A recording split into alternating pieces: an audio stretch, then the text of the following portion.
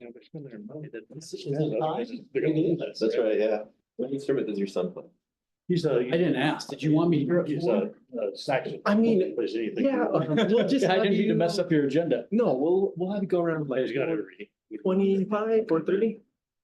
Not even look at the, He makes jam at it. Good for Yeah, him. we have the agendas right here. you on our agenda then? Oh, you know, I've been told. I was almost a I've music been major, told. and one day I woke up and said, you know, high school band director for me seems like a You dead don't end have job. to print those, Yeah. but I appreciate it. It's on my phone, but I appreciate it. And it got to the point where jazz was the only thing I wanted to play, but nobody wanted to pay me to hear it. What RES plan, Devin? Orleans. That's the renewable energy standard, so. With 2024 vote, 2004 voter approved legislation made Colorado a res state. So we've had to have a percentage of our retail sales come from renewable resources and so forth. So it's changed over time, but we're at 30% even before our clean energy plan. So. Yeah, we heard a little bit, and I forget who your coworker was that was here our last. So what meeting. is EPC? But he was talking about. Yeah, well, it's always, you know, the utility, it's gotta be, because it's changing so fast. It is rapid. And then the change. technology, like we said, you know, Yeah. how And what is they're it? starting to get ready for things. Well, like. Oh, behind the meter, got that, correct. And all those, This is this, opportunities, renewable, unless you have renewable energy. other resources to do it along with Okay. everything else you're doing, especially at night, you know. that, on there, if you don't have your electric, solar, but you're still not, I forget what he said, you have, quite a bit What's of VPP? and solar, or it's mainly wind. It's Yeah, a- solar too, don't you? Yep, yep. Here in Colorado, Yeah. and he showed us those, Just sites. kind of like next generation. I remember- energy. Okay, too well. so I just need to spell this out because if I don't know what they are, then It was Heather two may Saturdays not. ago. Okay, let's go ahead and get the meeting going here. We do have a quorum. So we'll call the order. It's a little after 4:02. The first order of business is to approve the minutes from the last meeting. So if I had a motion to approve in a second, Move to approve the minutes from the last meeting. Not second. okay, everybody who approves say yes. Yes. Yes. Anybody that disagrees, say no. Minutes are approved. We're in the middle of a strategic planning process. It's gonna kick off today in a big way. So we really don't have any activities in our committees yet because we haven't decided how to move those committees forward. So we can go into the city updates next. Right. Hello, everyone. Hey, George. I have a few slides to share with everyone today. Let me just pull them up.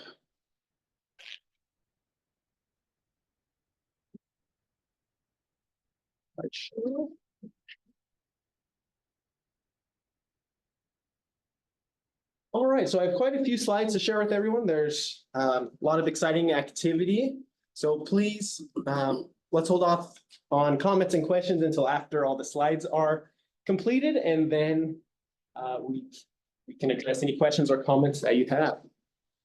So kicking off, this past Friday was the groundbreaking for the new net zero fire stations.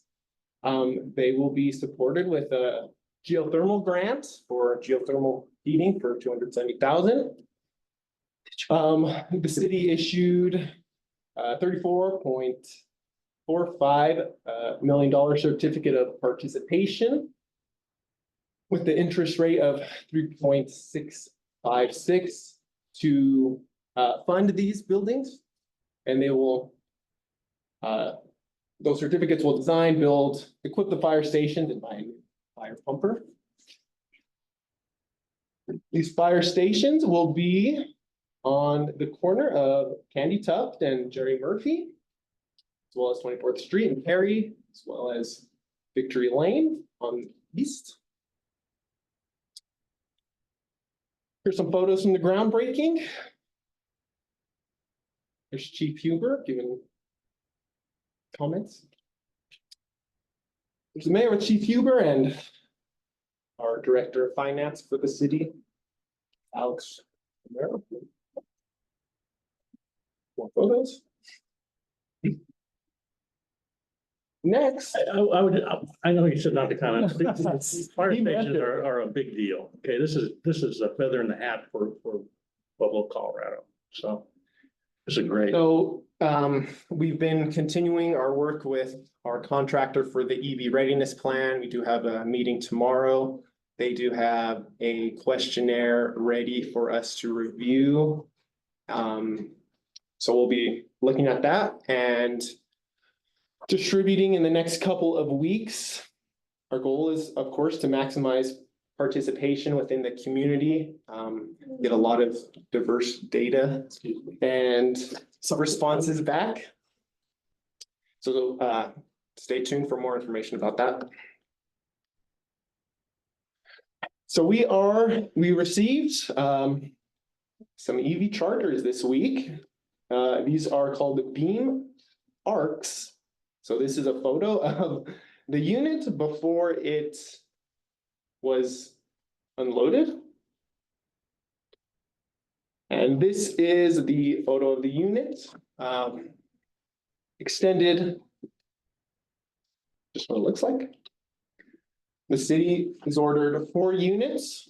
2 will be for the city fleet and 2 will be public facing.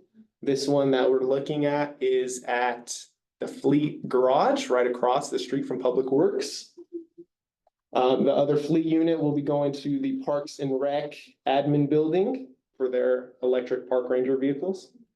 The 2 public facing units will be located in the Brews Ale House parking lot or on the corner of Main Street, Allen Hamel Avenue, downtown.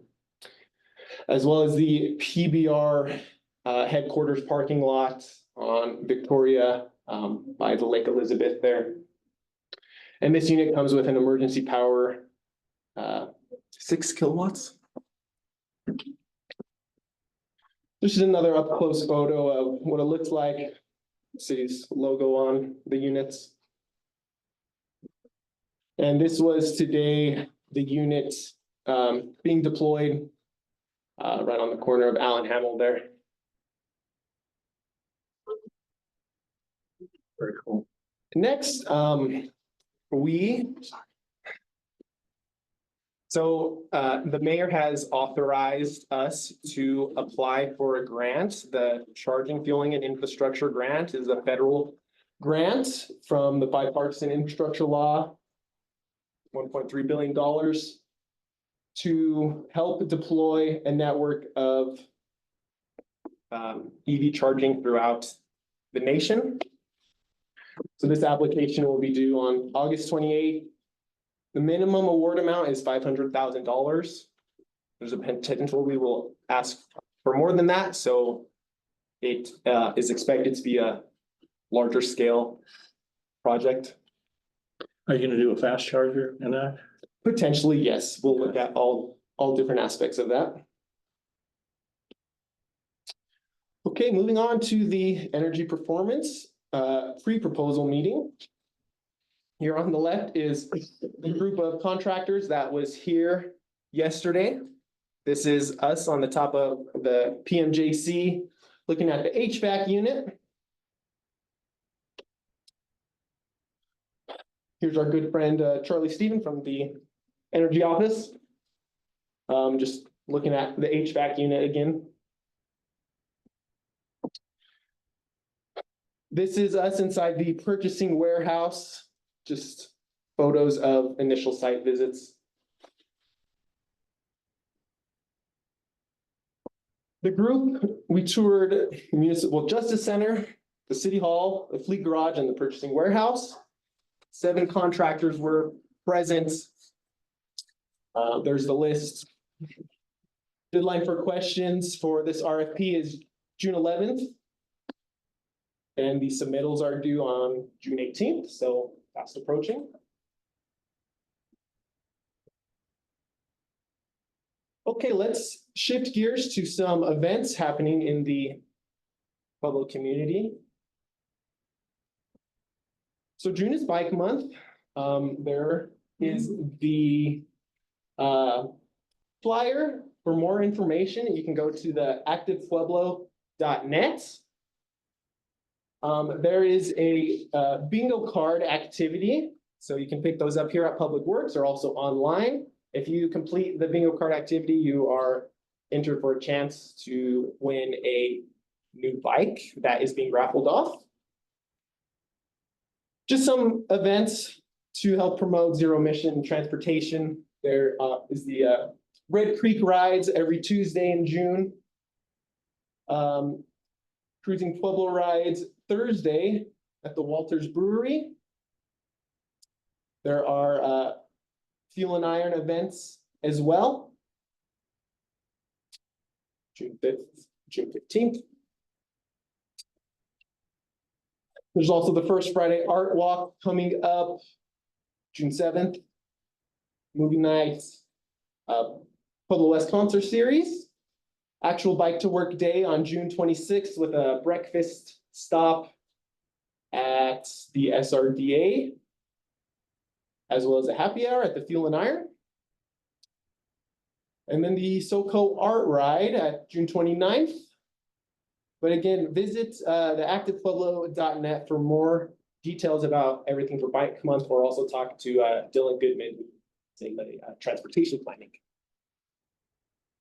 Okay, and then coming up on June 14th is the Action Colorado Energy Summit at CSU Pueblo. Tickets are $35 to attend, and this is the Eventbrite link to purchase the tickets.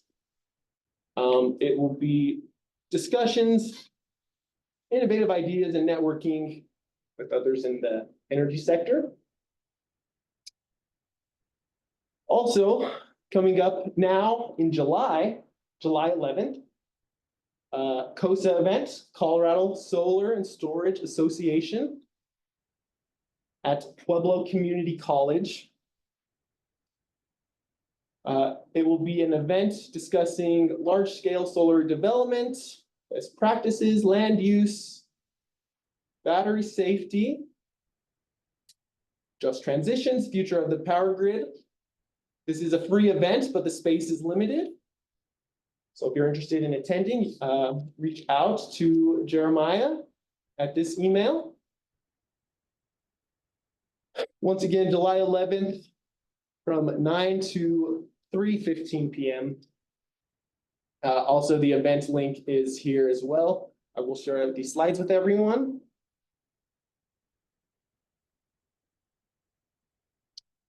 And then July 20th, Electric Avenue event at the Fuel and Iron Food Hall. It will be an electric cook-off competition as the main showcase, but also a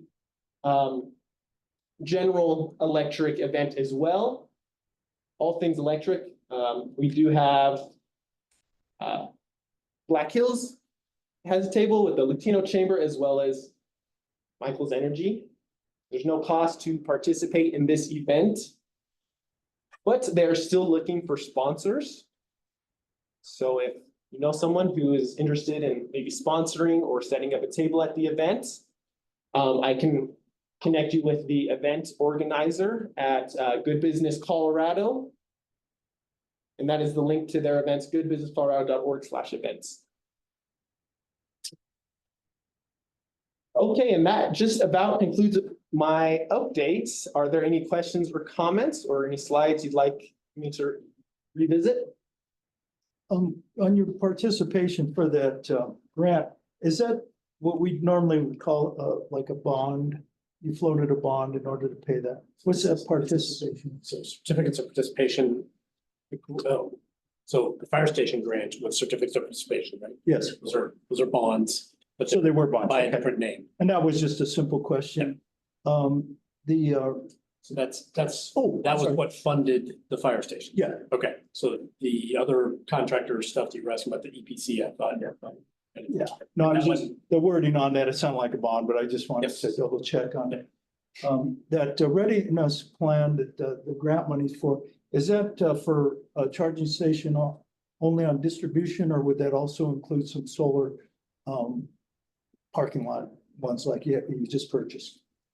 So the readiness plan is a plan to achieve the electric vehicle transition goals. It's not specifically looking at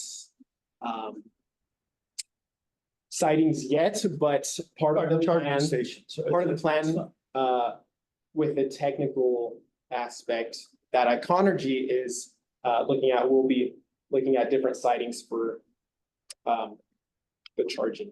For the charge, and distribution only, or would it also include the ones like you got across the street? It didn't specify. So Could be either. it could be, I'd say it's higher level than the specific charging strategy.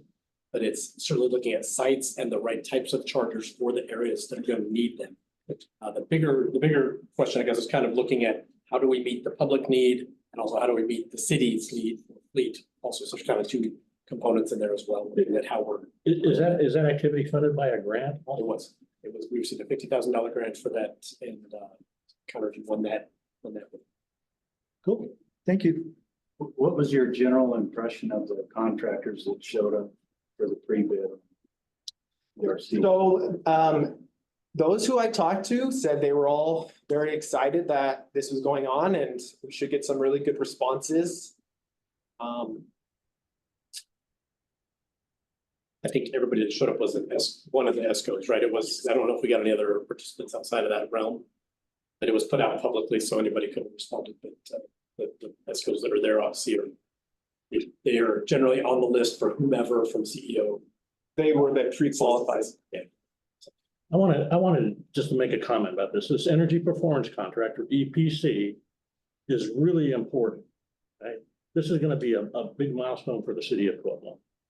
To bring all your buildings up to, or bring 500,000 square feet of buildings up to, good standards. And I think the idea behind this is that you'll save money by doing this. So it pays for itself. You don't go forward unless you save money. Okay. So this is going to save the city money. So yeah, I see this as a really important activity. Okay. I also see this as an opportunity to get behind the meter solar on a lot of city buildings. So we need to look at that as part of this EPC. So, so we could, even save more money by owning, the energy production. It's just. Hey, this is Patty. Can you guys hear me? Yes, Hi, everyone. I have a question. Do we know if the fire house project, was that submitted to Black Hills under their new construction rebate program at all? Not yet. Is it going to be? Great question. I'll have to chat with the architect and see where we're at. I don't know I don't know if they've exhausted all the potential rebates out there or not. It doesn't sound like. Yeah, and that one's really based on design. So even if the firehouses have been designed, if they meet certain criteria, they'll still qualify. But there's some good dollars there for just initiating energy efficiency design specs. So you might want to check into that. great idea. Thank you. Yeah. Good, You bet. good suggestion, Patty. Yeah, thanks, Patty. Just make the comment real quick on the EPC. Just remember that solar might be one of the things that can be accomplished through that funding mechanism. But the project, as you said, has to fund itself. Right. It is funded directly from the energy savings generated. So those costs, we aren't spending money beyond the right. The EPC is a great thing for not having to put a big capital outlay down to become more energy efficient. Tyler Surratt, who's part of this commission, who's not here right now, I don't think. Are you online, Tyler? I don't think so. He made a proposal that he would, fund that by working with investors that get that energy credit. Okay, now the city, the Inflation Reduction Act allows, government entities, nonprofits to do this, where in the past couldn't take advantage of things because they couldn't get the incentives, right? Because they don't. But he had a proposal out there that would basically pay for most of that energy and then reduce the energy cost to the city. So that I think we need to hook Tyler up with whoever we choose as the ESCO agent, right? To make sure that we at least explore that. Okay. So again, what we bought with this, we're buying with this RP is the audit. Okay. The identification process of the projects and making sure we're validating what the potential savings will be. From there, the project list will come back to us and we have a conversation about which project we select or don't select. Yeah, we can certainly. Yeah, are you Express our familiar with interest. Evans, with Tyler's project? It sounds like it's a solar garden is what it is, and he's got some investors, but my guess is they're gonna want a long-term contract, Sure. just like the other solar gardens. But have you heard, what companies Tyler with? Steel City. Steel City, have you heard that they're putting together, they got investors to put together a big. I've heard Solar some garden. stuff, but nothing definitive. If they have to go through you. He talked about this idea to the commission, and I think it's, I think a couple years ago, we did a presentation on it to the commission. now you did a presentation where Black Hills would supply that. This is where, No, it was just a regulatory mechanism. okay, So they're interconnected. I guess we're gonna hear that, we're gonna hear about renewable energy now anyway, so. Yeah. If I can make a comment, this is John. I just want to reiterate, and I know that he's not here today, and I know that he's resigned from council, but Charlie Hernandez at the meeting where Tyler spoke about that, he did caution the committee about the impacts to other customers for, if you pursue a large solar development for the city. And so I know I mentioned that when we were at the city at our meeting with the mayor, our initial meeting. That was what I brought up to her attention, and Charlie reiterated that here with that group. And I think we just have to remember that that's a really important policy decision that the city has to weigh, because it could have a really negative impact on some of the low income, the income qualified customers. Because Black Hills is expensive. No, because solar gets subsidized by the rest of the customers. Could save the city money, but other people would have to pay. Understand. Do we have any other comments or questions from online or in the room? No, well, if that's the case, we can go ahead and move on to the Renewable Energy Standard Plan. Okay, I got a couple handouts. I don't have an electronic deck. But I guess I'll start the conversation with, I think when my colleagues were here last time, Mike Harrington and John Vigil, there was some questions that came up in the meeting. Hence the reason why I was gonna come visit with you folks. So I'll give you the kind of framework right now. There's been a significant shift in the RES plan. Again, I mentioned it's a voter enacted legislation that passed in 2004, and it's steadily increased penetration rate over time to where it's 30% now. Devin, before you get started, do you have this on your computer, this presentation? No, I can send you a copy. Because it's not fair to it. Let me, give me one second. Keep talking. I'm gonna scan it. I'm gonna bring it back. I'm gonna email it to you and you will share it. Thank you. Okay. Andrew, can you Teams it? I don't have my email numbers. Should we pause? Go ahead. So essentially what's happened in the renewable energy standards space, or the RES space, is there's been a significant shift to low income customers. Where by statute now, the RESA funding, so it's funded by customer bills, the 2% bill rider. And I think Mike referenced this last time he was here. There will be a clean energy plan rider associated with the deployment of our utility scale resources, but there will be a corresponding offset in the reduction of the RESA. So what we're trying to do is get it bill neutral as possible in the near term. So we'll take that 2% rider, reduce it down to 1%. Because as the clean energy plan, it's a different mechanism where you're talking about emissions reductions. That's a different lens or framework than we're talking about renewable energy penetration as a percentage of our retail sales. That's how you gauge res compliance, is we have to be 30% of our previous year's retail sales has to come from renewable energy resources. Anything under 30 megawatts, so we're talking 29 megawatts and down. So we've got wind generation, we've got community solar, we've got incentivized programs for on-site solar, to include now storage, where we're rebating up to $1,000 for storage deployment.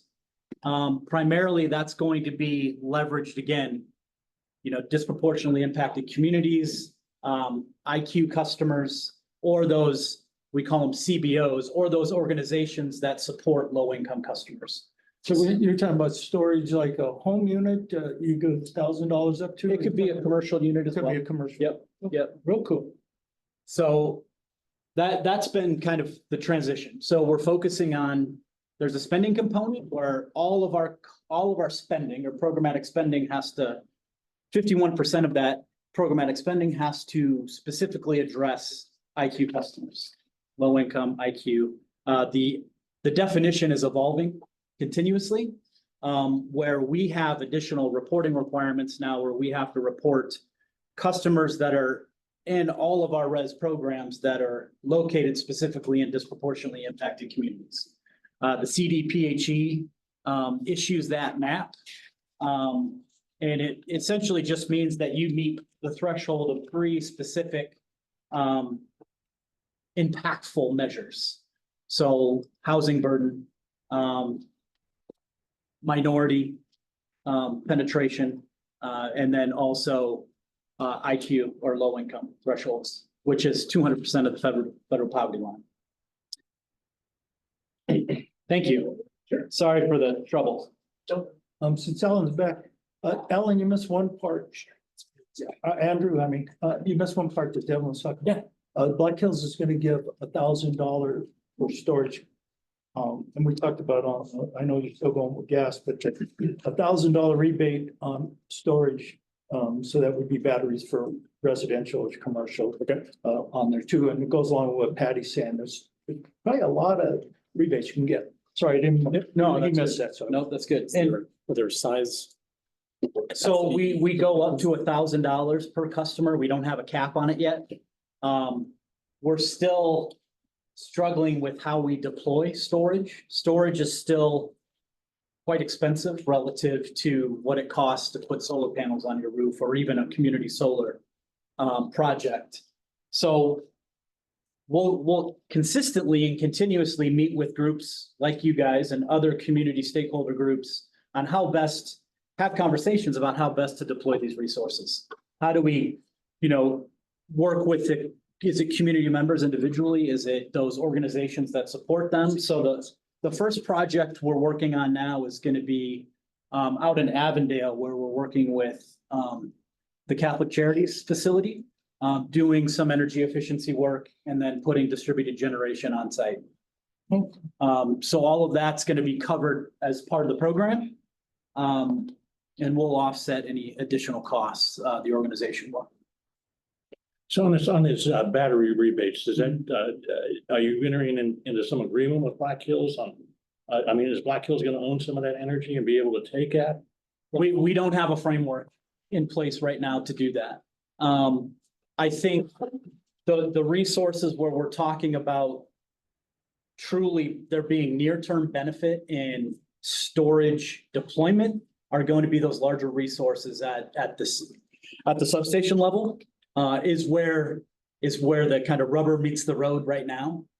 Certainly, we've got high penetration rate feeders. Our highest penetration rate feeder is off of the Pueblo West substation, Desert Cove substation. It's still only, 23% of the customers on that feeder are renewable energy or have on-site generation. So from our perspective, and as we learn by doing, you're gonna see deployment at the substation or, what Mike talked about when he visited at PEG specifically.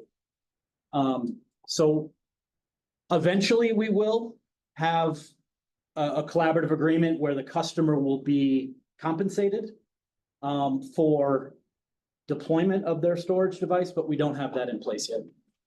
And just an idea for the cost real fast. Do you know the difference between these solar charging stations without the battery or with the battery? Do you either one of you two have that information? Not up to I think they all have batteries.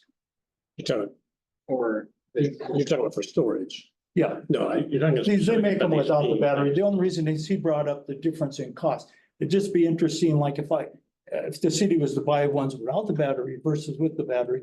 Oh, these solar chargers. I'm sorry. Yeah, the charging. They didn't come without. They come with different types of battery packs.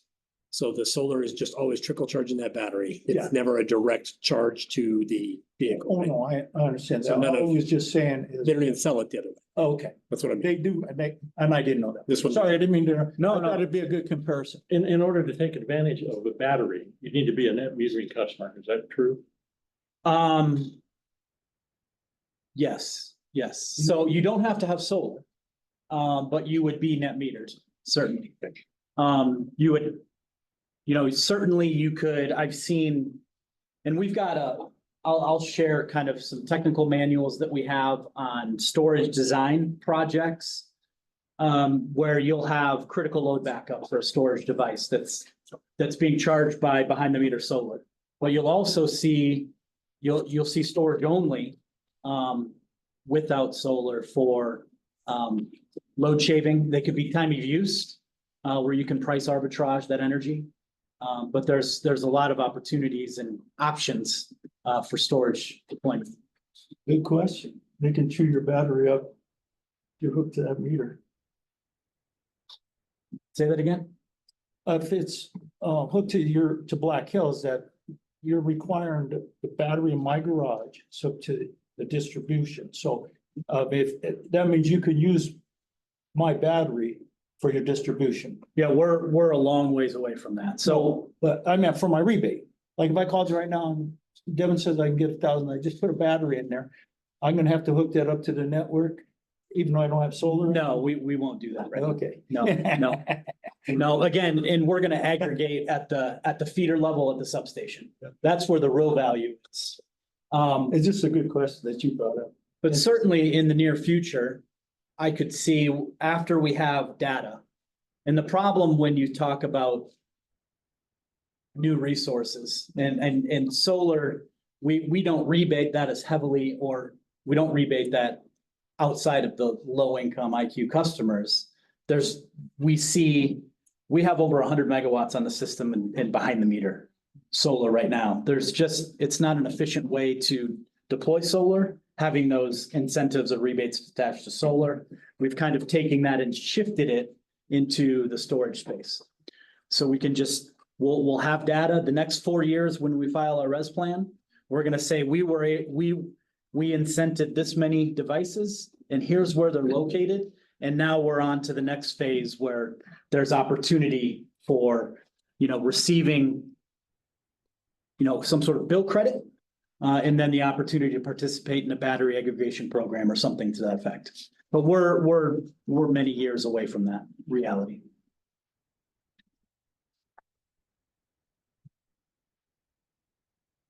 Do you have any questions or comments from our online folks? So the primary document that I sent here, just talks about kind of the evolution of what our requirements are now and the shift in focus of the res plan. The EnviroScreen CDPHE tool, all the data that we're having to provide to the commission now, specifically addressing the impact to DI, IQ customers, low income customers across the service territory. When you say commission, you're talking about the public utility. Yes, sir. Yep. And what we inserted in the plan, so the way this kind of works in application is we've got our res plan that we filed as part of the clean energy plan. We've got the clean energy plan, the electric resource plan, and then the res plan is underlies the electric resource plan. Because we model the res resources as a part of our electric procurement needs. So what you see is our plan as it was filed, then we had a unanimous settlement agreement of the plan through negotiations with all the interveners or the stakeholders in the process. And then we've got a commission decision that approves that unanimous decision with comments. So it's kind of a multifaceted approach, but what you see, for example, in this res plan document is not the reality of what we ended up with after the intervention process. So slightly modified, but the intent again was IQDI, low income outreach. Devin, is that income qualified by customer or by community, both? And in Black Hills service territory, is there a map that shows like the communities that are impacted?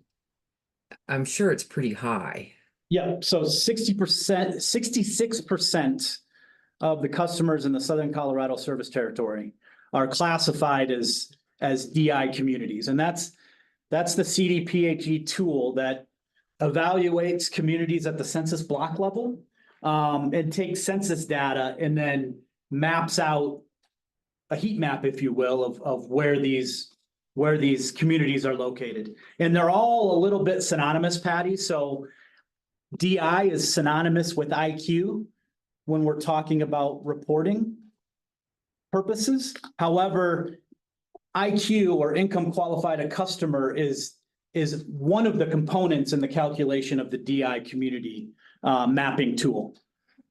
So when you say 60%, is that 66. 66, is that Pueblo or is that your whole territory? That's the Southern Colorado service territory, just COE service territory. And those are census block tracks. Okay. That was a good question, Patty. So Yeah, do we have that on a map that, so we can visually see what that looks like, especially since it is throughout the whole service territory? CDPHE publishes the map. We have the map.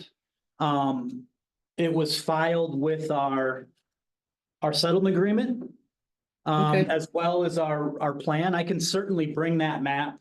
It's updated periodically, so I wouldn't have had the map. It's probably a year stale. But because of the factors that they're using, it's not going to change much. Because the three criteria they're evaluating, but I can certainly share that with the broader group here. Is it online? Yes, Is it something you could pull up? It shouldn't be too hard to find if it's on the CDPHE website. So you're only gonna see census block groups. And it's not gonna be clipped by our service territory. So you're just gonna see the EnviroScreen tool. It'll give you an idea of what we're looking at.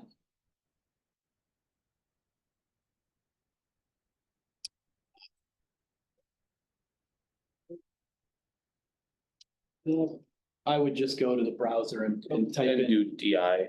CDPHE EnviroScreen tool.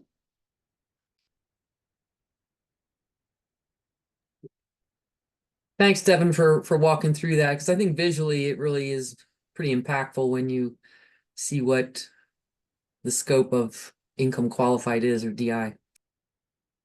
Yeah, the interesting conversation that as in application of these program updates is that because the DI designation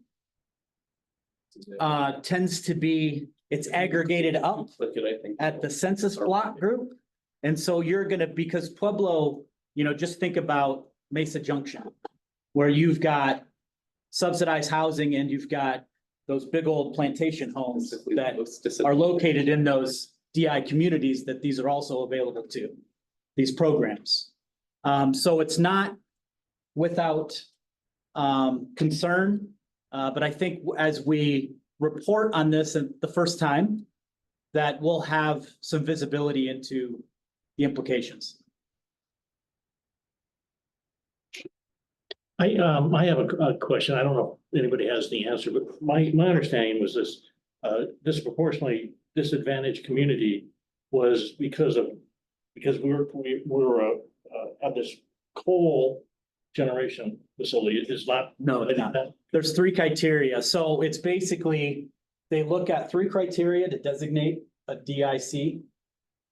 It's housing burden. Okay, so it's all census tract data that they can easily obtain.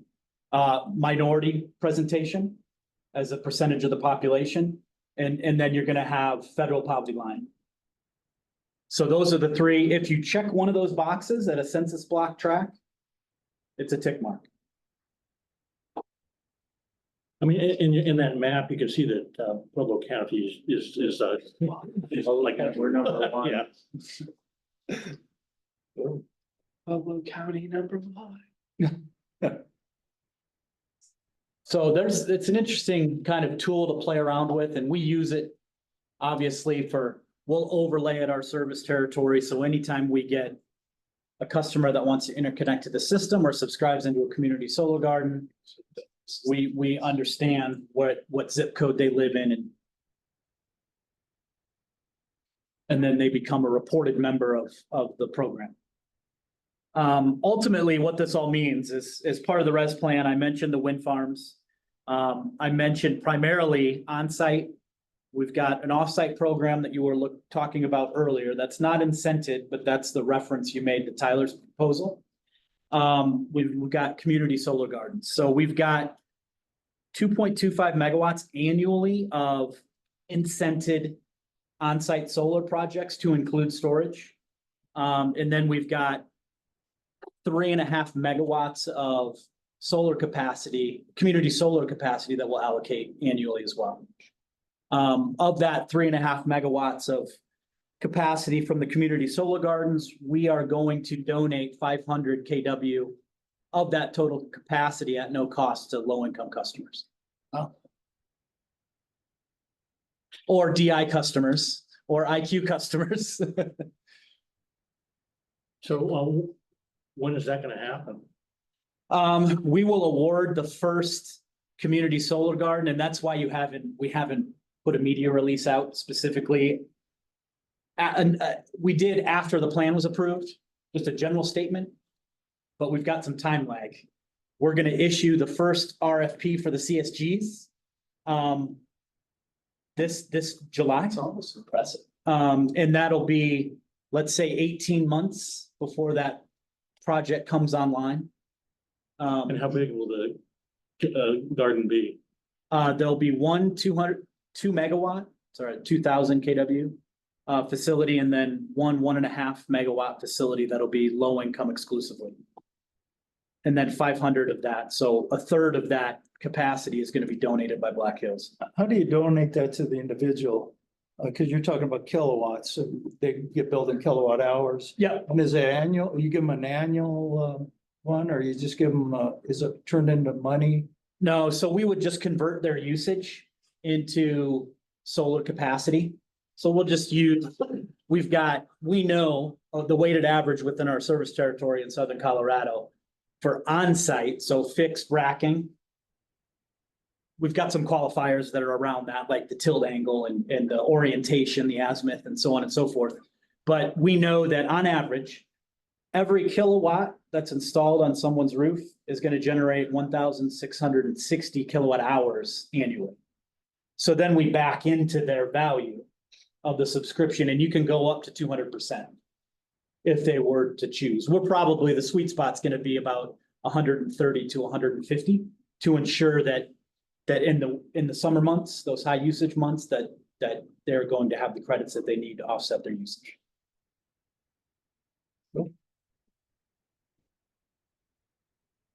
So do you have the percentage of solar broken out by gardens, broken out by, back behind the meter customers? Do you have? You have those statistics? So repeat that again, so I don't mess it up, because I have them in my head. I mean, so how much renewable energy do you have today? So we have 100 megawatts of on-site solar behind the meter. We've got 13.12 megawatts of community solar online, How much, I'm sorry? 13.12 megawatts.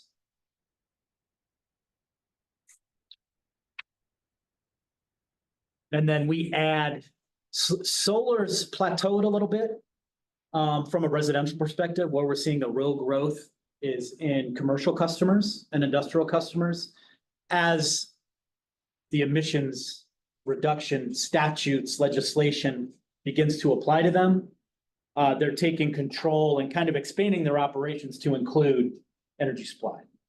That's the easiest way to reduce their emissions impact in the state of Colorado. So we're seeing significant growth in the commercial and industrial side. We're seeing a flattening of capacity. We're still adding between 8 and 10 megawatts annually of residential solar on site, but it's certainly plateaued.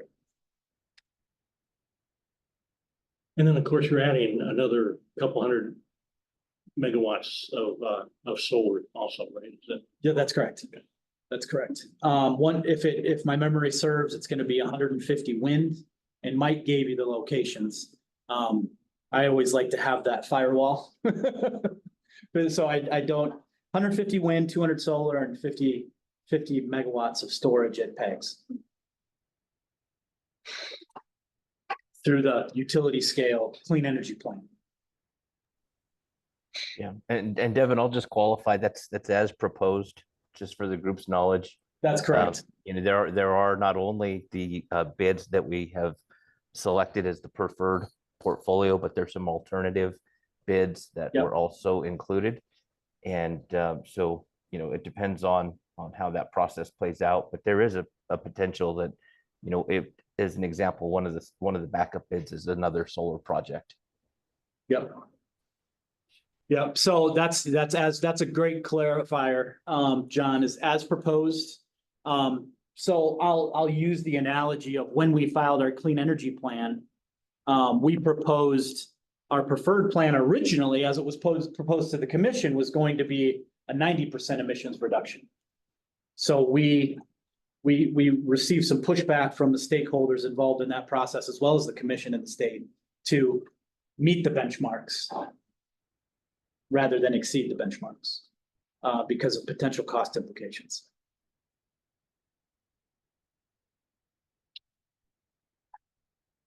Great. Well, do we have any other closing remarks or comments for this part of the agenda? May I go ahead and just jump in with a little bit of an update? Sure. Okay, I didn't know if you'd like me to do it now, or if you want to, let's just pause for a minute. Go See if there's ahead, John. anything else for Devin. I don't think, any other questions for Devin? Otherwise, go ahead, John. Okay. I did want to take the opportunity to let this group know that, you know, as you're well aware, we have not filed a rate review since 2016. And you're all aware of what's happened with prices and costs and inflation, cost of labor, cost of healthcare, all of those things have been increasing. And, you know, we have to continue to not only run the business, but we have to continue to make investment for reliability and for, you know, just for the growth of our region and to support reliable service for our customers. And so I did want this group to know that we will be filing for a rate review later this year.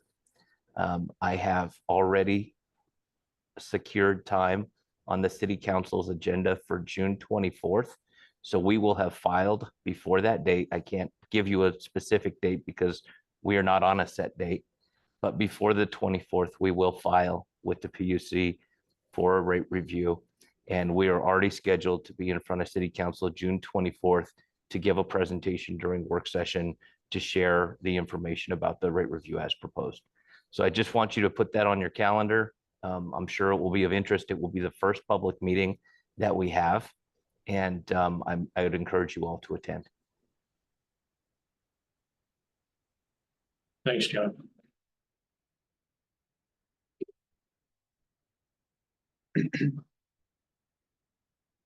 Well, if there's no other questions or comments for Black Hills, shall we move forward with our strategy plan discussion? Yeah, and I'll leave some cards. Feel free to reach out to me directly if you need anything or have any clarifying questions. Happy to spend some time with you as necessary. Are you sure? I got a lot of questions. I know. I know that already. Up to you.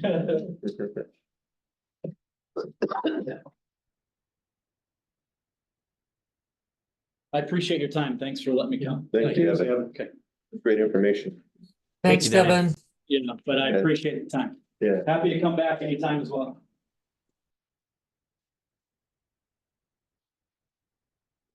Good to hear your voice, Patty. What'd you say? I said, good to hear your voice. Oh, I know my camera doesn't work on Zoom. I apologize. I don't know why. Thank you. Bye-bye. See ya. Bye.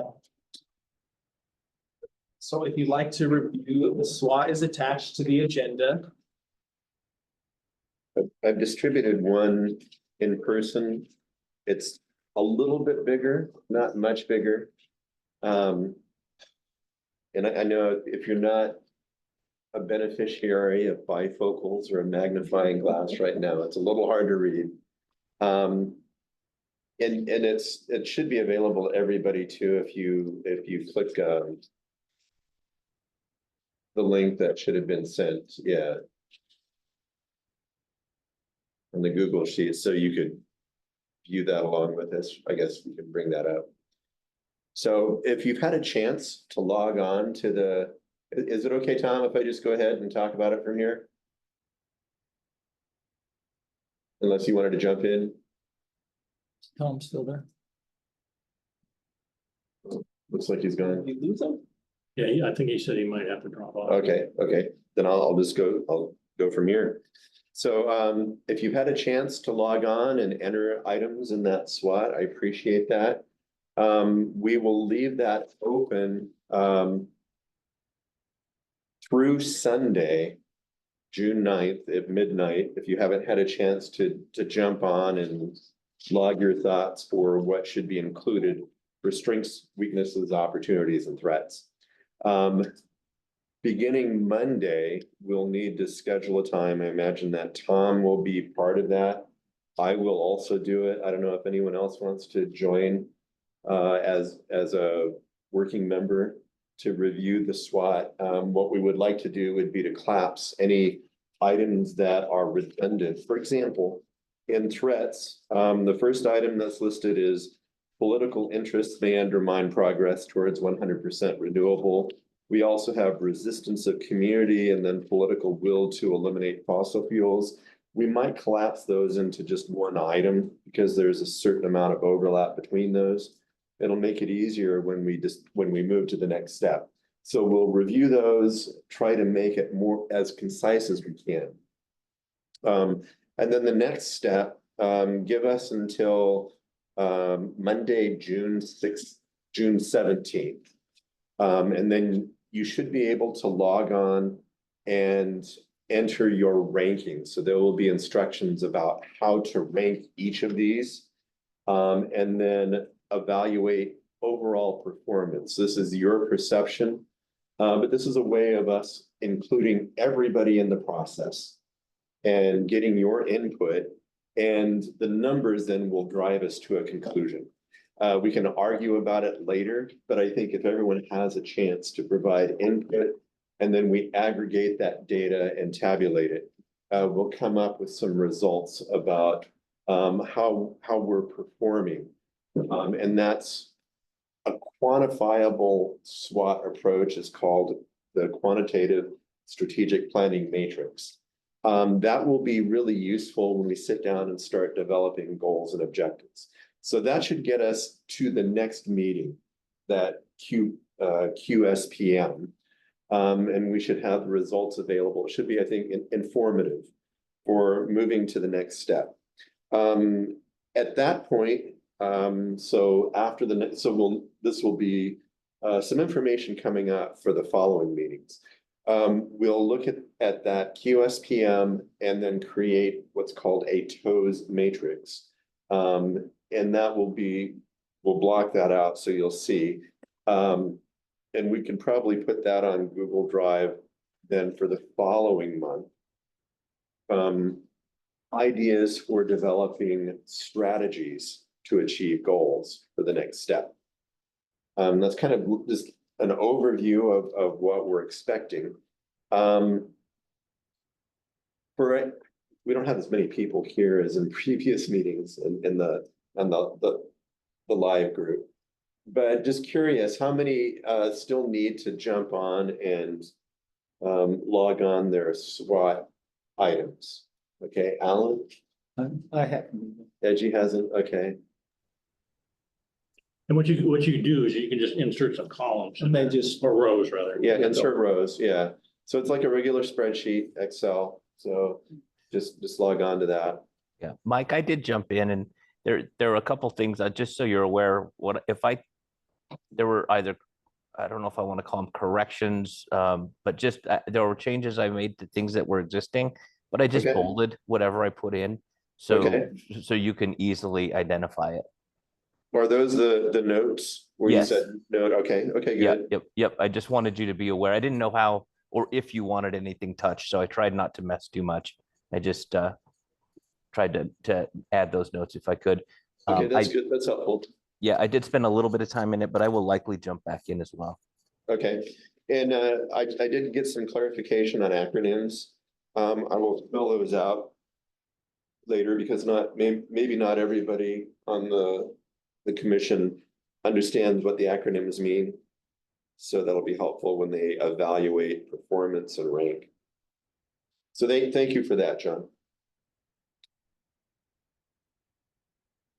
Tom, we just kind of had an overview. Is there anything I know that you missed it, but anything that you'd like to add?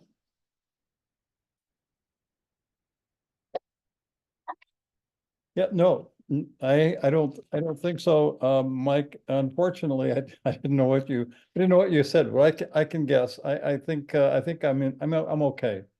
Okay. So I've committed you to helping me in the next week to review these and try to make a more concise list so that we can rank and evaluate these in the following week, beginning June 17th. So we'll go over the SWOT items and make sure that they're concise, understandable. Yeah, this is great, by the way, thank you.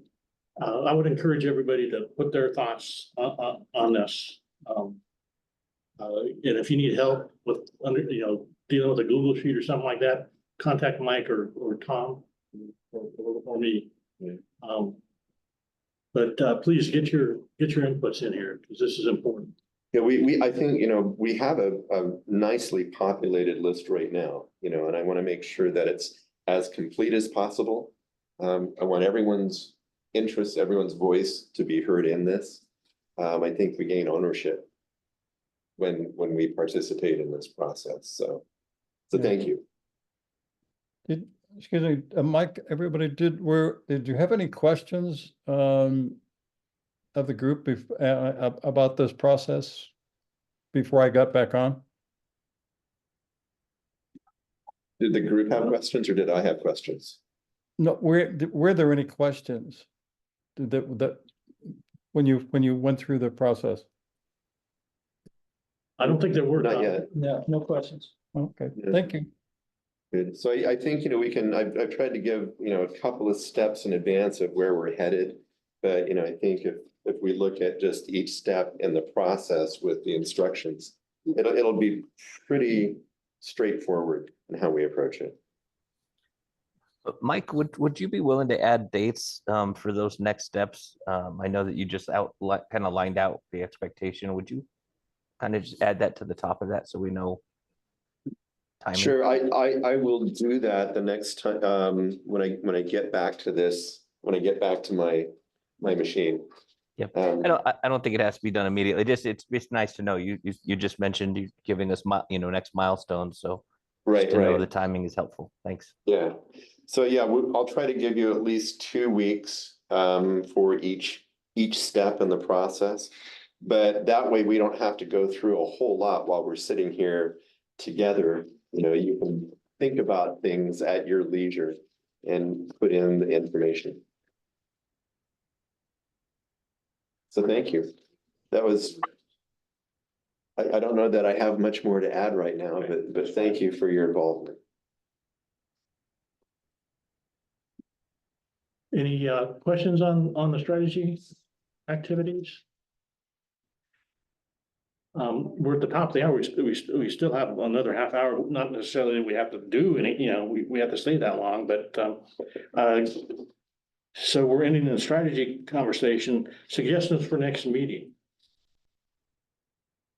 Well, we're not ready to set up subcommittees yet. Okay, well, I think that's gonna be part of the strategic planning, should tell Oh, us. so next, so that, okay, so So I that, think we ought to have another, I think, more strategic planning sessions, should. oh, okay. Could So take about- We do need a subcommittee to review the SWOT elements and make any collapsing of topics. And you were saying that would happen in June. That will happen beginning next week. Okay. So there needs to be a subcommittee, I imagine. I will be part of it. Tom, I think, has an interest in that. I don't know if anyone else. I would like to be. You would part like of to do that? Okay. And I guess technically you can have a group of 3 meeting together without making it a public meeting. I have a suggestion for next meeting, and that is, maybe we, start our roadmap.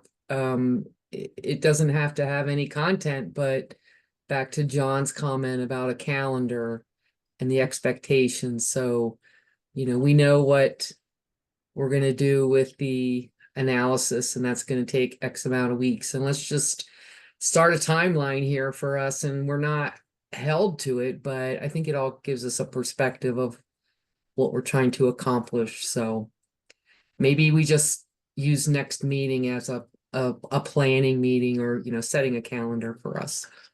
Okay. I think we could probably come up with a draft with our subcommittee Okay. on that. So thank you for that, Patty. The other thing that I think we ought to be planning for is a presentation to the city council at a work session. I mean, there's a lot of interesting things going on with the net zero fire stations, with the EPC. I don't think we need to be as broad as our last presentations, but I think we can focus on, 2 or 3 things that are coming out of this commission. Maybe the strategic planning thing would be of interest to the council too. So we could start planning for that. We could probably get a date for that. I'll contact the mayor's office to get on their agenda. To So see. on the agenda next month will be I don't know. ideas of things to present. Yes, so we, maybe have a kind of a straw man presentation. I can probably put that together. One topic that I think we should have on the table, maybe for the next meeting, would be examination of the mission statement. Okay. And because there was some concern that maybe that needs to be updated. Maybe the mayor and city council were wanting to weigh in on that. I don't know how it stands. That'd be interesting. I think that would be a good, that would be a good Yeah. team building opportunity too. Maybe we get everybody's input Would on be good that. for us. I don't know if we want to take it to the mayor or city. Yeah, You know what I mean? Yeah. Well, let's change that so that eliminate, certain things. I know what you're saying. Yeah, I agree. I think that if we say we want to reinforce the points that are in it, maybe we need to tweak it, but we should do that before it goes to city council and the mayor that, here's our recommendation. Or add definition. Give them an open, here, Yeah. please tell us. Yeah. Please rewrite it for us. Maybe we can leave it how it is and add definitions. Okay, Like, for example, after a statement within there or word in there. What's this mean? And in parentheses, what's this mean to our group? So we don't really touch it like Alan suggested, but we do start putting words next to that to make us all think about that. And that gave me another idea. We probably should take a session or part to talk what's new, what's innovative that we can bring forward to the citizens of Pueblo. Because once we get the subcommittees, this will be a good thinking thing on, you know, getting solar, purchasing solar for the city. What else we can do for the low income people in the city. Building department issues about, there's some discussion around building codes that the city may want to present, and the storage is interesting. Well, look, really, we can brag about these. We talked about those charging stations, and now they're actually here. No, the city or city council didn't show up with those ideas, and those are big time. But anyway, we should talk about what we're here for, you know, and then of course it'll move into the strategic plan. I think a lot of good ideas from the city came out of this commission. So we need to kind of, you know, promote those. Yeah. And then talk about our future plans. I mean, we're doing some good things. They're gonna save the city money. Yeah. That You know- they could be used for other activities. So this energy efficiency piece is a big piece of, you know, I mean, this is gonna come out of our strategic planning. You know, we're you know, what's next type thing. Right? Well, you know, maybe to go along with what you're saying, we could spend a little time designing a note that'll go to the mayor and the city council what we've achieved. Because as you know, trying to get it on their agenda, when we talked to Lisa, it was like, you know, 6 months we can get. But maybe we should remind them through something that they could just read. You know, the Energy Commission asked us to read this during either a session or work session on that, which so we can give them our achievements in reading, and then whenever we can get in, it won't take away from getting in and telling them to something to think about. I mean, I don't see this happening in July, but maybe August, September type timeframe. So To get it from. Yeah. Yeah. I mean, we need to get through some of this work. Sure. I mean, there's a lot to report on, but it would be nice to make it a little more strategic when we present to the council.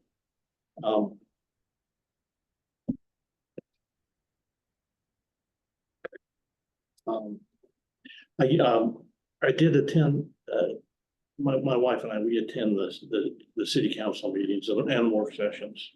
And the last work session, they had the building commission and the Pueblo Regional Building Department gave a presentation. And I rode the elevator down with them, so I asked them a few questions. And the whole county and city, they use the same ordinances, right? And I think one of the things I've been thinking about our strategy is that we want to promote some things. We want to promote electrification of buildings. We want to, which means that, you know, you should promote heat pumps. You should promote better, more efficient buildings, you know, using better materials, net zero type, you know, building stuff. So we probably ought to, you know, look at policies that we could introduce into city resolutions or ordinances to promote those things. Maybe there's a sales tax removal for projects like that, so we can incentivize that stuff. And I think there's a lot of interesting discussions around that. So that could be a subcommittee, maybe a part of the general discussion. So I think there's a lot of interesting. I know one thing I've kind of been curious about since joining this committee is the limit of intent, if that makes sense. Because for instance, energy is very broad and it's something that bleeds into every aspect of society, from buildings to power generation to fuel. And I obviously come from a transportation perspective and to a lesser extent, a land use planning perspective. And, talking about the mission statement, are those issues that the committee has interest in trying to champion, not just the adoption of electric vehicles, but I mean, electric vehicles are not just expensive to produce, but produce a huge amount of carbon output in order to build, and of course, wear on the roads and increase maintenance, which is a additionally very carbon intensive and fuel intensive project. And with land use, I mean, dense land use is very, very far more efficient than suburban and sprawl-based development. But is that an issue that we have an interest in championing or examining at? Or do we want to set a hard limit on like, we're the energy guys, we're energy production and electricity use? I think, what you're bringing up are some interesting things. I don't necessarily agree with your comment about EVs, being, having a big carbon footprint, because NREL has done some papers on it that show that, when you make these carbon footprints, you got to make comparisons to, combustion engines and all that, much more massive carbon footprint. So you get, but with that said, I think your idea is a good idea. There's working with the county, right? What you're talking about, planning a community is kind of a master plan type thing, right? And there are county city groups that talk about that. And I think we have to understand how best to proceed on something like that. Do we do it as a city? Do we do it as a city county? It gets more complex, right? But I think those are good ideas. We should. I kind of envision a downtown where there's no cars, right? We're walking around everywhere. You're preaching to the choir. Or, you take a mass transit to, maybe to get to your car or go home.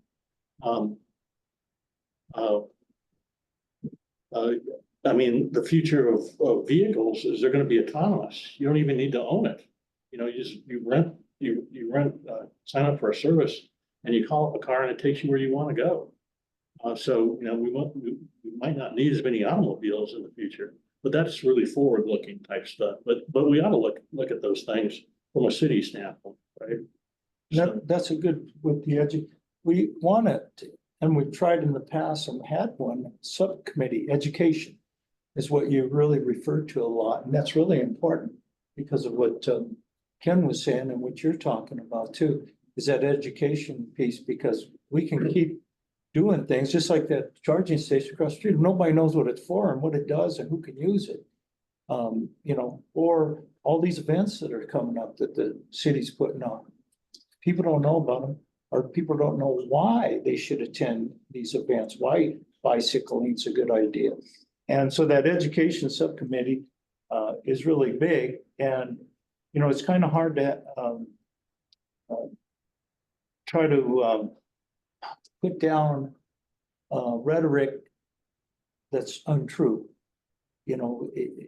But we need to address some of it somehow, and through the media and through like at the building department. It sure be nice, like if I need a water heater, if I go down there to get a permit, or my plumber does, that they have rebates for Black Hills ready for them.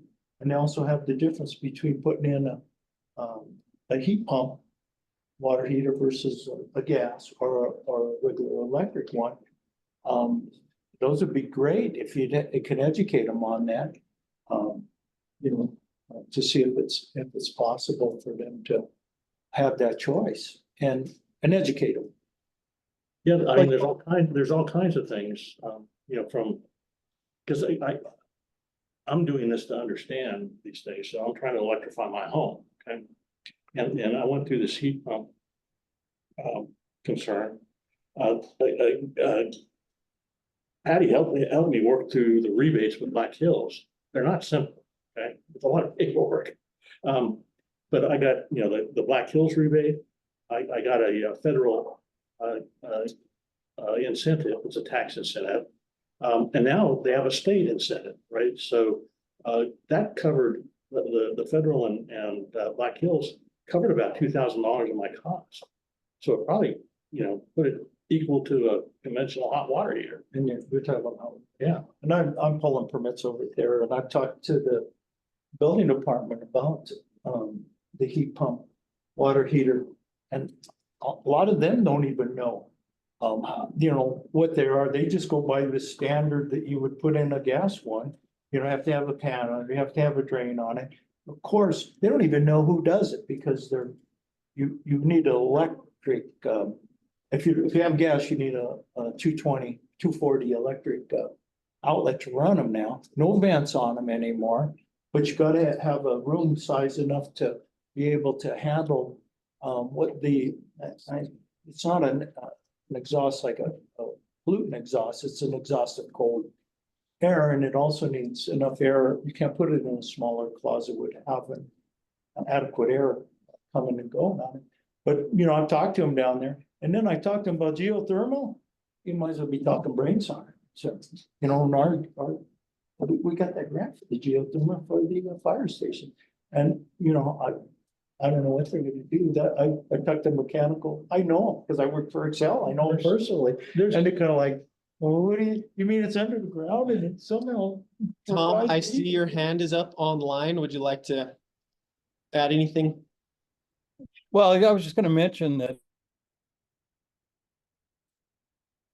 you're muted, Tom. this is really an interesting conversation in detail, but I don't think we can forget climate change when we're talking about, what our eventual objective or mission is in a way. 100% renewable energy by 2035 is now pretty well baked into both the city and county plans. And to change that, I'd be extremely careful about it. It's really going to be up to our utility to help us do that. And I recall during Devin's presentation that the utilities attempt was at 90%, but what got pushed back because of cost issues. And I think cost issues may start to change over time. We're looking at another couple of ERPs before we get to 2035. And I think those ERPs can be very important moving forward to that 100% mission, that 100% goal. So I guess I wouldn't try to change that too much. It is a bit aspirational, but I'd ask John, if Devin whether I'd ask both of them, what's their thought about achieving that just on the utility and generation side. Yeah, Tom, I can maybe take just a quick stab. So I've had a lot of conversation with Devin about that because the 100% goal is, is defined by both the city and the county. And by and large, what I recall from Devin, is that getting to 90% renewable is not difficult. And it's probably going to be anticipated in the next, as you mentioned, the next two ERPs. The final 10% is the hardest amount to try and achieve. And I would just say that, and I mentioned it in the spreadsheet, there was a question about, what our vision is for 100% renewable, or I can't remember how it was phrased, but I did make that point. That's not currently in our plan. So Tom, to your point, we have at least two more ERPs coming. So it is kind of an iterative process. But what I would say, if I had to answer, and I'm not the scientist Devin is, but I would tell you that my understanding is 90% is something that seems really easy, not easily, but is achievable. The final 10% is the difficult part. Yeah, and I guess it also has to do, thank you, John. I think it also has to do with what that 10% amounts to. And I think that's one thing for us to really look hard at. in our next planning and reviews is to see where we can make up the difference there in this. You know, essentially it's decarbonization. If we electrify more things over that period of time, it's possible, and I think we can creep up on that. We know we might not make that. But I can recall when we first tried to get Amendment 37 through to get the res standard, we were way under what we had thought would happen. Nobody ever thought we'd get to where we are today. In fact, both IOUs, both Black Hills and NXL went beyond where the res was looking at a floor. So I'm not saying that this could be easy. I'm just saying that we should keep that as aspirational as possible and give ourselves some room to reach. In other words, our grasp shouldn't exceed our reach. We should continually be trying to achieve. That's my main point here. I think the technology is still evolving on a lot of this stuff, so costs are coming down on renewables, whereas other energy generation sources is the opposite. You know, let that technology kind of evolve. It may answer some of those questions. Yep. And that's exactly what we're doing with the ERP process is we're trying to let what's achievable today drive, you know, what we adopt. I did have a question. I think, Tom, you talked a little bit about you know, just cautious about changing the goals of the of this committee or even the city. I will say in that sheet, I did see as an opportunity, you know, we do talk about 100% renewable. And I just wonder kind of openly for the group, does it make sense to try and align with the state's goals of carbon emission reductions? And I say it for two reasons. One is because that's what the state's focused on. But two, because if you are aligned with the state's goals, my thought is, you know, you're probably going to be looked on a lot more favorably when it comes to state grants and funding opportunities. If you're trying to achieve their goals, they're going to be more interested in helping you achieve your goals. So just food for thought. No, I think that's a good point, John. From the standpoint that the PUC is making their rulings based on state legislation, right? So when you say 80%, you know, reduction in greenhouse gases compared to what 2005 or whatever, you know, that's coming from the state. That's not coming from, you know, the city of Pueblo.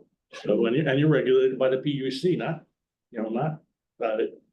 maybe a little bit by your customers' interventions, but mainly by the PUC. And one thing I would add here too is that at a discussion with Tom about the role of strategic planning versus implementation. So we can plan, we can look at all of these factors. I think John brought up a great point, thinking about how do we align with the state. I think we also need to really consider the idea that we're going to have to hand this off. We can come up with the plan, but we need to figure out who's going to be doing the implementing, and it's not us. We're handing it off to the city. I think education, I think revisiting that idea of we should have a subcommittee focused on education, because that's how we get buy-in of the various constituents that this is handed off to. So, you know, yeah, we need to be aspirational, but we also need to recognize we're not the ones implementing it. How do we help them achieve the aspirations that we've identified as a group? And what you brought up too is what I'm suggesting is let's keep these subcommittees moving and start naming them and things, because there's no reason not to do that, because the strategic plan will help us once we know some of these groups, because we'll be able to actually see something. You know, it's in these strategic plans or goal. You gotta look at what how you can do this, and subcommittees are kind of good with education, solar, commitment by the city. New buildings, should they all be zero energy buildings? Utility companies, how they work in this thing. You know, I see a day like the cell phone. You know, I'm a utility guy, retired from. I see it like cell phone. You know, all those wires are going to go away. Put it on my house. We got batteries. I can run myself. Industrial. Who'd ever thought that they could run that steel plant with those solar arrays that are sitting out there next to the coal burning plant. I would have told you that'd be impossible. So, you know, the things are gonna change like Ken said, real fast. What I would say, Edgy, if you've got ideas for what those committees ought to be, put them down in here as opportunities, okay? Mhm. Yeah. A good idea. Okay. So I wanted to ask a question specifically to our CSU Pueblo representation here. On the note of strategy. So what do you think would be the appetite of like an internship program where we could collaborate on grants for the city to pursue? Because this commission only meets about once a month. As a part-time energy coordinator, I could definitely put students to work in an internship program, pursuing grants or other partnership opportunities. Is there an appetite like that at CSU Pueblo? And maybe Andrew, if he's available as well, could share some comments on something like that. So would these be paid interns? Internship for school credit. Okay. Michael, I'd like to invite you to, throw in your thoughts on that before I say anything. Yeah, I know the sociology department is trying to build some of those type of opportunities for students. So I think there would be some. Yeah. So it would be through the, most of our internships are through the Career Services Center. And I could talk to the person there. We may not see much occur during the summer, but I think there'd be a lot of interest when we get into the fall semester. I don't know how much that our students really know about grants. I think some would like to learn about it. We don't really have a grant writer on campus. Does the city have a grant writer? Yes. Yes. I think that would be fantastic if we could connect our students and even some of our faculty with that grant writer, because we need more expertise shared between the university, the city, and even PCC. So yeah, great. That's a great question. Yeah, and grant writing. I would even add to that Hussein Al-Sharif in the construction side would also like to be involved in that as well. And that connects you to the United States Building Council and other organizations as well. Yeah. But the grant process really changed. Our library here used to have a program, and they probably still do, of people that are out there that want to give grants, individuals and companies and things like that. So it's more of a search, and then you see what they want. They usually put out a template. It's not like the old days where you got to come up with those exact words and you write page after page of what you want. They have templates out there that you fill out. But the big thing is the hunting for what you're doing and looking for someone that's interested in to give him money to an organization like low income or some, may have for cities and of course government, both at state and federal layer too. But I think it's more not how to do the grant processing, not writing the processing. Have you dealt with that at all? You're shaking your head. A little bit. Yeah, because it's really, it's automated and there's so much out there that people just want to give money out. Yeah, but to answer your question directly, I think that the appetite would be very strong. I think our students, as Michael said, in sociology, in that area, they're interested in it. I know in business, I would love to see an opportunity also for cross-disciplinary kinds of things. Are there courses that I could have my business students work with sociology, work with it's construction, and it would be more like a committee approach rather than individual courses being involved. And summer may be better time. Most of our interns come in the summer. Right. They don't come during the school. And Right. so I know it's kind of late, but maybe there is some way to get to some of those students that took off that can use a couple extra credits. Sure, I think this matrix approach is more how business operates. it is, Right. absolutely. Sure. Renee, would you like to go? Yeah, I'm a guest here, but I know that there are technical assistance programs and folks at the state level. Recently heard Casey Becker of EPA talk about those technical assistance hubs. I will go back to some old notes to look for that and pass along that information, but there is assistance for state and federal grants. Awesome. Great. I will get Great. That's great. Well, we're just about at time right here. Do you have any other closing questions or comments? I think this conversation is really great. The synergy could be wonderful. And it could really help the city a lot. I had a question. George, I thought we had it budgeted for another grant writer. Do we have 2 grant writers now or? No? It's more of like a after grant coordinator type of position, not necessarily writing, more like implementation. Is that correct? The new city position is there- not grant, no. No? It's nonprofit coordinator. Okay, any other comments? Otherwise, we'll close the meeting. There's a lot of, maybe you can capture all those notes on the chat and just put it in minutes. Mhm. Any other questions? If not, we'll go ahead and close the meeting. Thanks, really good meeting. Thank you. Great, thank you. Thanks, everyone. Have a great night. Yeah, Bye-bye. you too. Thanks. See ya.